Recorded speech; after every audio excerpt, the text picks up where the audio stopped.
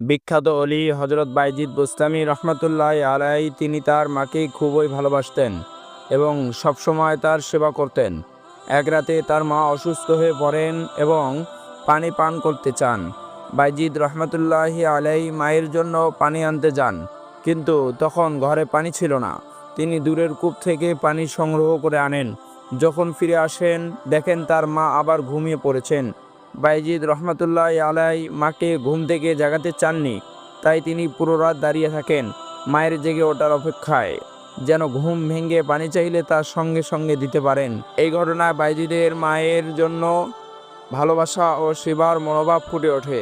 তার এই ত্যাগ ও শ্রদ্ধার কারণে আল্লাহ তাআলা অত্যাধিক উচ্চতায় আসীন করেন এবং তিনি পৃথিবীতে একজন মহান অলি হিসেবে পরিচিত হন।